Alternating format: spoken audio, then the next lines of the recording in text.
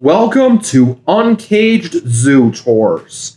If you are new to the channel and love animals, I recommend and appreciate hitting the like and subscribe buttons and the bell icon to join me on my tours.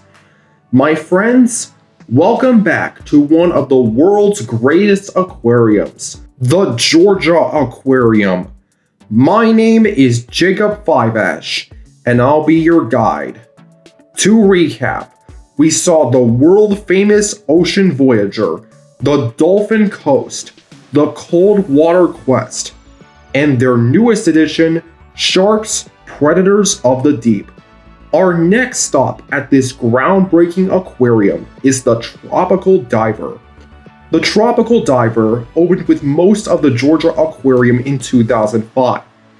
And it is one of the most relaxing areas in the entire aquarium.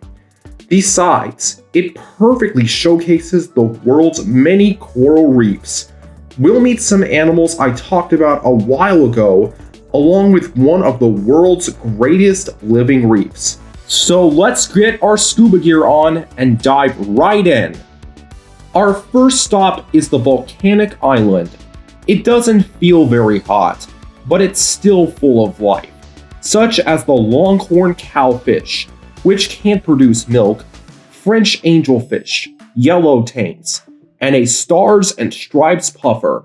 Like I said, but it's also worth noting that in that same tour, I mentioned that pufferfish have toxins that can kill sea creatures, but the toxins can also affect humans. Sorry for the sudden shock, but touching the fish can cause you to die in 4 to 6 hours, and there is no antidote. But in Japan, special fugu chefs remove the fish's skin so it can be safer to eat. Also, pufferfish poisoning rarely happens and only occurs in Japan and other Asian countries. Tank number 2 showcases a sunken submarine, home to red lionfish. It's been a while since you talked about them. I know.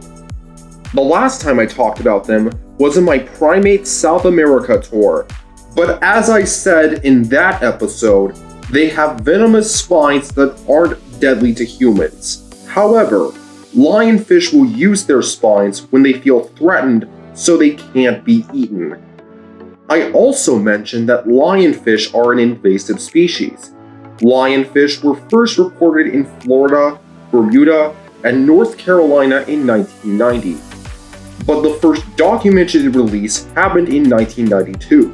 Hurricane Andrew hit a private aquarium in southern Florida, and 6 lionfish escaped into Biscayne Bay. A few days later, the lionfish were still alive. Other animals that thrive in this submarine are striped burrfish, spotted moray eels, and the green moray eel.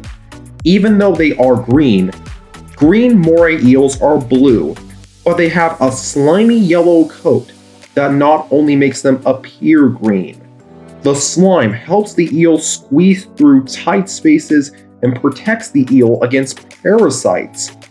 They can help me with my fear of tight spaces. They can.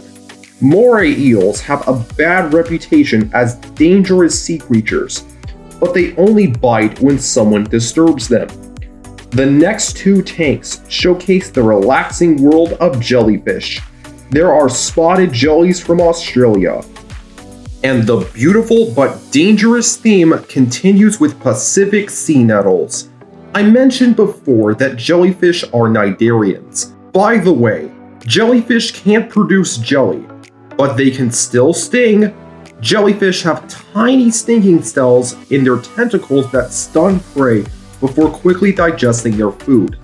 Jellyfish also have an opening that helps them eat and discard food. They must gulp their food because they can't float around with an undigested meal. Jellyfish only sting when people accidentally touch them. It wouldn't be a good idea to bounce on their tops. They could still sting me. Now it's time for the main attraction. This living reef showcases a small slice of the Pacific Barrier Reef. Unlike most aquarium reefs, this reef has living coral. Every 2 minutes, there is a big surprise. Watch this!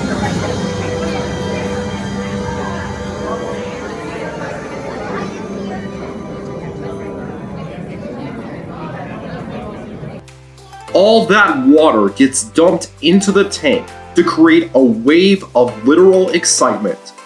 And this little slice of Bikini Bottom is one of the reasons why you should visit the Georgia Aquarium. But we're still going. After all that excitement are several smaller tanks. The first is for a peacock mantis shrimp. Why are you avoiding me? I'm a nice guy. Next, there's another tank with Banggai cardinalfish. Next door are clownfish. Great job on showcasing your symbiosis skills. Next door are splendid and spotted garden eels. Garden eels live in colonies with up to 15 individuals. Most of the time, garden eels are seen with a quarter of their body out of their burrows, swaying like grass and munching on plankton.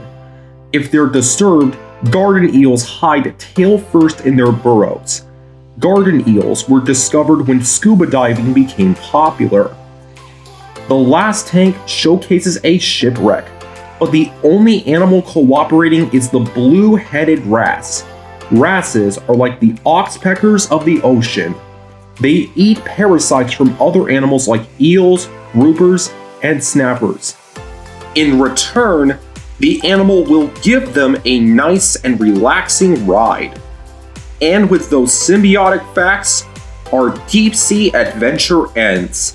Like the rest of the aquarium, I recommend visiting this exhibit. It's a perfect place to wind down. You said it!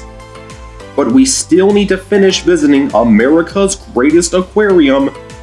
When we return to the Georgia Aquarium, we'll take a quick look at Pier 225 and meet their amazing and show-stopping sea lions. Today's question is, what aquatic animals do you think deserve more attention and why? Thank you for liking and subscribing, and as always, thank you for watching.